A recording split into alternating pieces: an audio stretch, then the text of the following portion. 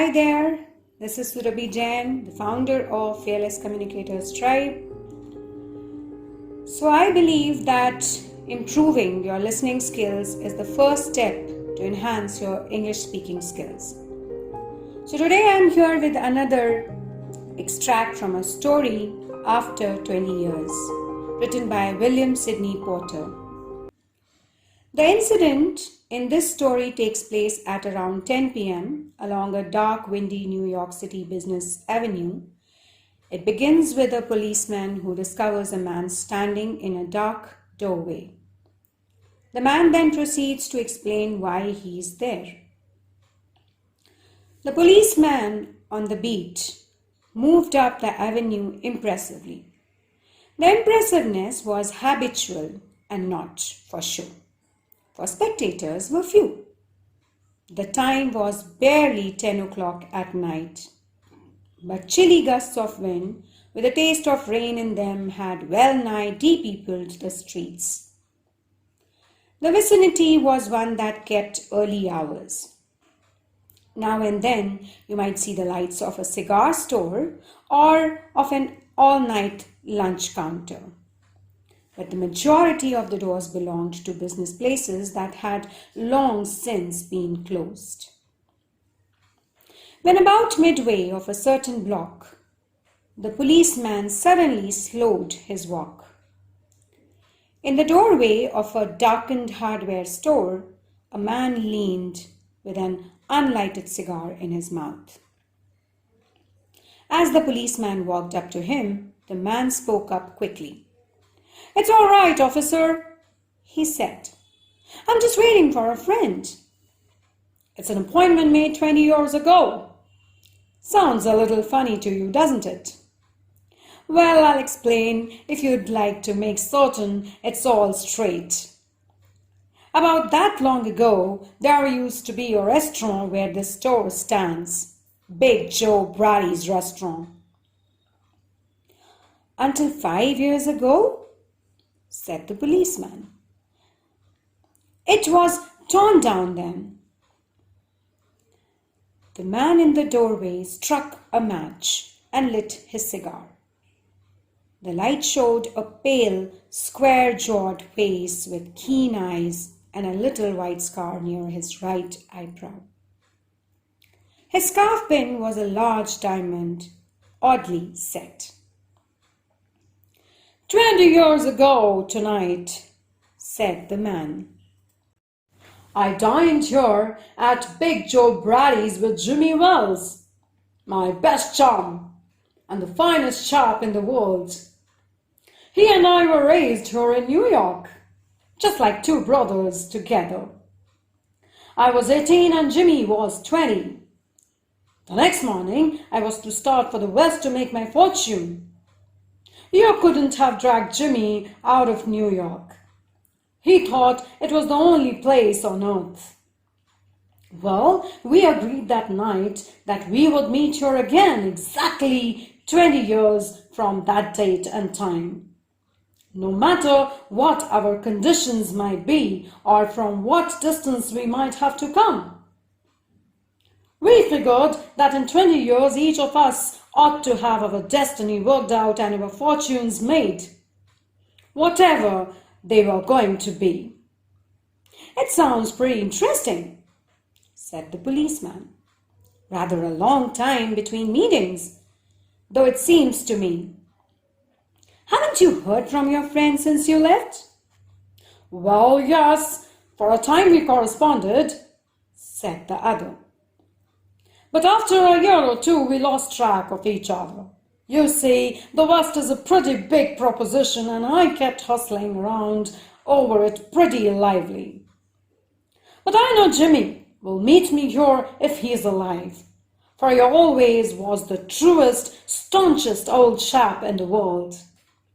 He'll never forget. I came 1,000 miles to stand in this door tonight, and it's worth it, if my old partner turns up." The waiting man pulled out a handsome watch, the lids of it set in small diamonds. 3 minutes to 10, he announced. It was exactly 10 o'clock when we parted here at the restaurant door. Did pretty well out west, didn't you? Asked the policeman. You bet. I hope Jimmy has done half as well. He was a kind of plodder, though. Good fellow as he was. I've had to compete with some of the sharpest wits going to get my pile. A man gets in a groove in New York.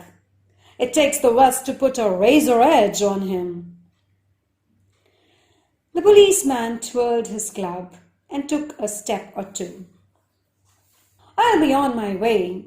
Hope your friend comes around. All right. Going to call time on him, sharp? I should say not, said the other. I'll give him half an hour at least. If Jimmy is alive on earth, he'll be here by that time. So long, officer. Good night, sir, said the policeman, passing on along his beat, trying doors as he went. There was now a fine, cold drizzle falling, and the wind had risen from its uncertain puffs into a steady blow. The few pedestrians in the neighborhood hurried dismally and silently along with coat collars turned high and pocketed hands. And in the door of the hardware store, the man who had come 1,000 miles to fill an appointment, uncertain, almost to absurdity, with the friend of his youth, smoked his cigar and waited. About 20 minutes he waited, and then a tall man in a long overcoat with collar turned up to his ears hurried across from the opposite side of the street. He went directly to the waiting man. Is that you, Bob? He asked doubtfully. Is that you, Jimmy Wells? Cried the man in the door. Bless my heart, exclaimed the new arrival, grasping the other's hand with his own. It's Bob, sure as fate. I was certain I'd find you here if you were still in existence. Well, 20 years is a long time. The old restaurant's gone, Bob. I wish it had lasted, so we could have had another dinner here. How has the West treated you, old man? It has given me everything I asked it for. You've changed lots, Jimmy. I never thought you were so tall by 2 or 3 inches. Oh, I grew a bit after I was 20. Doing well in New York, Jimmy? Moderately. I have a position in one of the city departments. Come on, Bob. We'll go around to take a place I know of and have a good long talk about old times. The two men started up the street arm in arm. One, his egotism enlarged by success, was beginning to outline the history of his career. The other, submerged in his overcoat, listened with interest. At the corner stood a drugstore, brilliant with electric lights. When they came into this glare, each of them turned simultaneously to gaze upon the other's face. The man from the west stopped suddenly and released the other's arm.